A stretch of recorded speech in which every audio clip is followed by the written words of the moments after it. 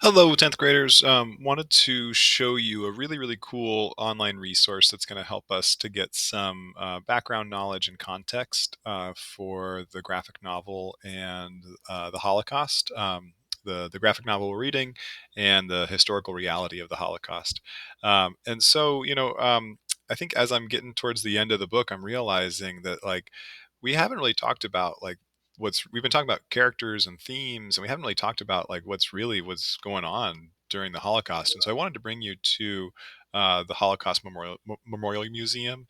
It's a really great online portal, and in particular what I want to show you is this section that looks at the different roles that people played in these societies, because the graphic novel right now just has us moving from the pre-war period into the army and the camps. But then also there's a lot that's happening kind of in these spaces in society, like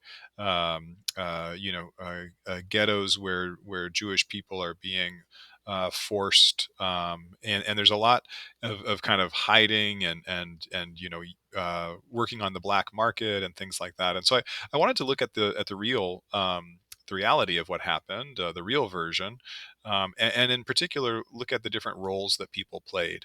And so in this section called "Some Were Neighbors," it talks about how the central role of Adolf Hitler and Nazi leaders, is indisputable. Obviously, without Adolf Hitler and the Nazi leadership, the Holocaust wouldn't have happened. But they couldn't have done this alone. Ordinary people from across Europe contributed or resisted in small ways or large ways. And so what you're going to do is explore this. And so for each of these neighbors, teenagers, workers, police, friends, teachers, you're going to click on one of these images to explore more, and then you're going to add to a discussion, asking a question or sharing some knowledge. Okay. So I think I'm going to choose. I think I'm going to do teenagers. I think I remember something in here that was kind of interesting. Um, it says teenagers faced a unique set of challenges and choices during the Holocaust. Many confronted situations that forced them to take on adult roles and responsibilities. In other settings, they had fewer choices than the adults around them. What made teenagers especially vulnerable to pressure to conform with Nazi policies? While most teenagers joined adults in the persecution of Jews, how did a small number resist this pressure and help victims? And so, what you're going to be given is usually like a little bit of background information, but then also an image. And if you scroll down, you can read about the image here, but then you can also click here where it says who's in this photo. Click to show the roles, and it really helps you to kind of realize what's happening. This is a member of the Hitler Youth. This is a leader. These are the Jewish men and women who are being forced to scrub the streets, and then here's all the locals that are watching. And so it says many young Germans joined Nazi youth groups for a feeling of belonging and shared purpose. Members of the Hitler Youth and League of German Girls usually took part in activities like athletics and community service, but the Nazi regime also used these groups to introduce young people to aspects of Nazi ideology.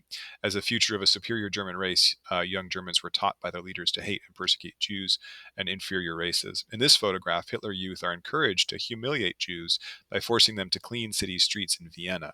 This is in Austria, the capital of Austria. By 1936, membership of the Hitler Youth had become mandatory for all non Jewish girls aged 10 to 18. Only a small number managed to resist joining. So, could you imagine that would be your age? If you were 10 to 18 years old, you would be forced to join in these types of things and have very little opportunity not to. Down below that, let's see, you can hide the things. There's also some further reading down below. Where am I going? Yeah, here it is. Down below, there's also more information about another image or a video that you can kind of dig into more. The main thing I wanted to show you though was to find each of these images, read the section, and then click on the section that says who's in the photo. You'll do that for any of these that you choose. So I chose teenagers, but you could also do workers or neighbors or police or friends or teachers. The teachers one is pretty interesting too, actually. All right. Have a good one. Talk to you soon.